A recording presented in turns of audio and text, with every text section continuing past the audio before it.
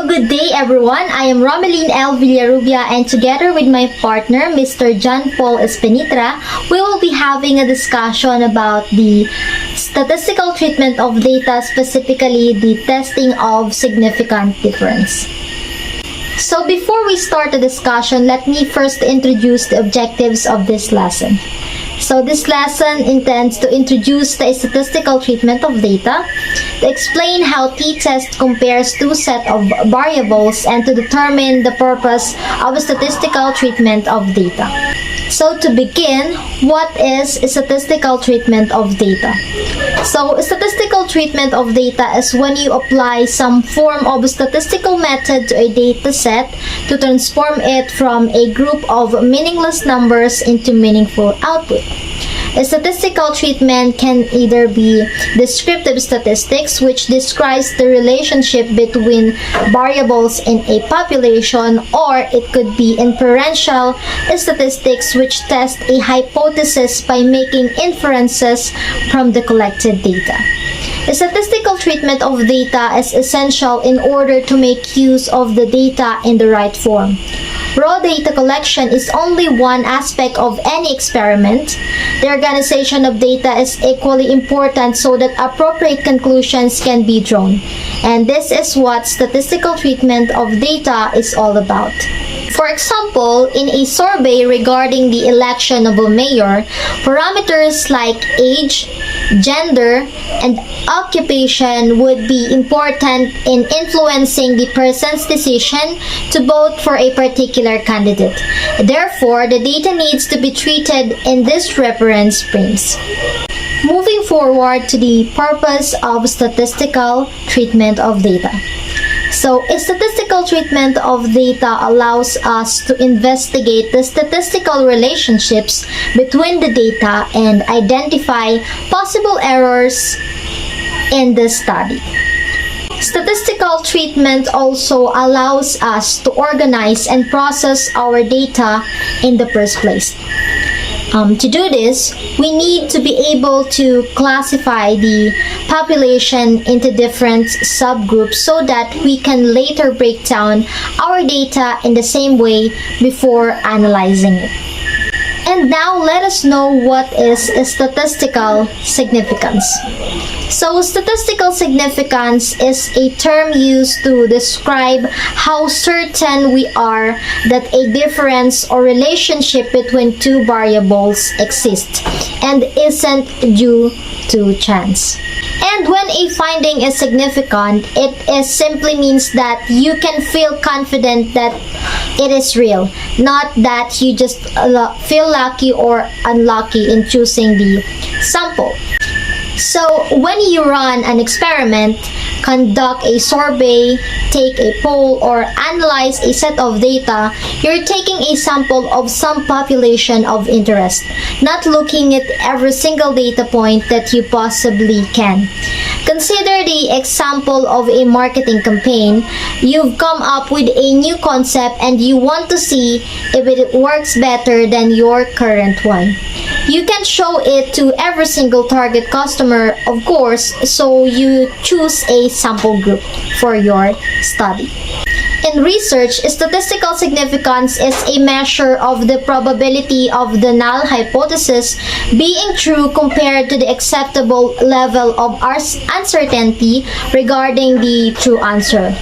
If we break apart the study design, we can better understand statistical significance. And that ends my discussion. Again, I am Romeline L. Villarubia from BSED English, Block B, and to further explain our topic, I am now giving the floor to Mr. John Paul Espinitra. So good morning everyone, I am JP Del Valle Espinitra from BSED Math 3, and I'm here to present on how to know testing significant difference using t-test. So first, we need to know what is t-test. So t-test is a type of inferential statistic used to determine if there is a significant difference between the mean of two groups. T-test is the term from statistic that allow for the comparison of two data population and their means.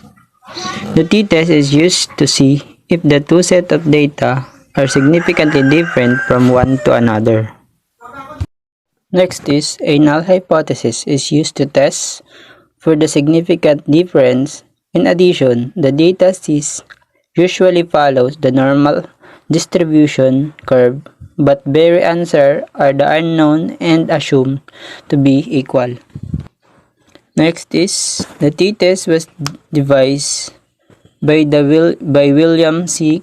Gassett around 1908. T-test was devised by William C. Gassett around 1908. Gassett used the t-test to monitor the quality of the stout brewed by Guinness.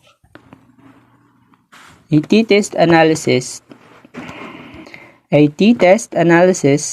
could be used to test the return of two different portfolios that were managed their two different investment strategies. In this analysis, a null hypothesis can be created, for instance, where the means of the return for the two portfolios do not differ. T is statistic and T distribution to determine the p-value probability. It also can be used to either validate or refute the null hypothesis. The t-test is the one of different type of statistical tests used for hypothesis testing. In others, they conclude analysis of variance tests, c-tests, chi-square tests, and f-tests. The t-test considered a more conservative approach than z-test and is better to suit for smaller group of data, while a z-test may be better suited for larger group of data. Is determining the correct t-test to use.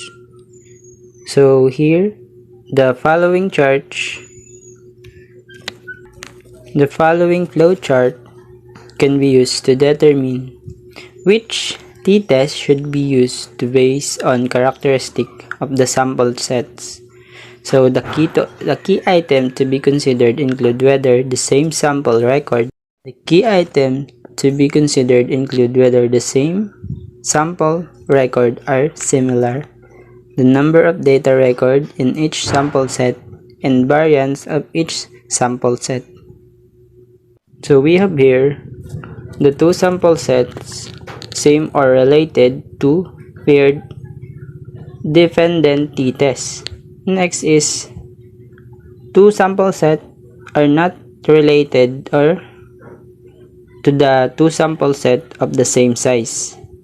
So while the two sample set of the same size is equal variant and dependent t-test, then the same set of same size do not say no to the two sample set have the same variance, but the same variance are also equal to the variance independent t-tests, but the two sample set have the same variance had no unequal variant dependent test. So through the mean of set 2 is higher than that of set 1. So we can conclude that the population corresponding to set 2 has a higher mean than the population corresponding to set 1. So the difference from 19.4 to 21.6 due to change alone or due to differences really exists in the overall populations of the paintings received in the art gallery. So we can establish the problem by assuming the null hypothesis that the mean is the same between the two sample set and conduct a t-test to test if the hypothesis is a plausible. So since the number of data record is different by n, 1 equals 10 and n2 equals 20, so the variant is also different.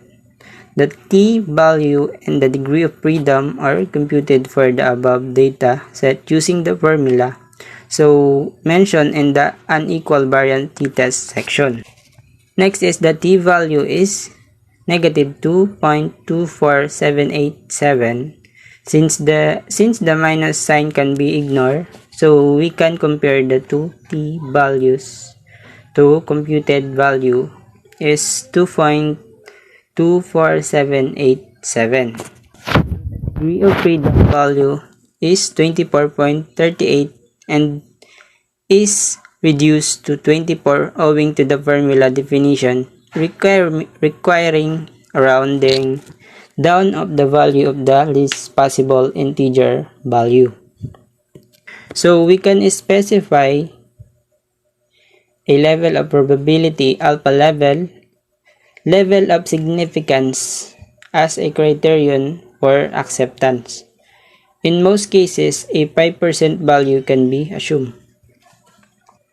So using the degree of freedom, value as 24 and a 5% level significance, a look at the t-value distribution table gives a value of 2.064. So comparing this value against the computed value of 2.247 indicates that the calculated t-value is greater than the table of value at a significance level of 5%.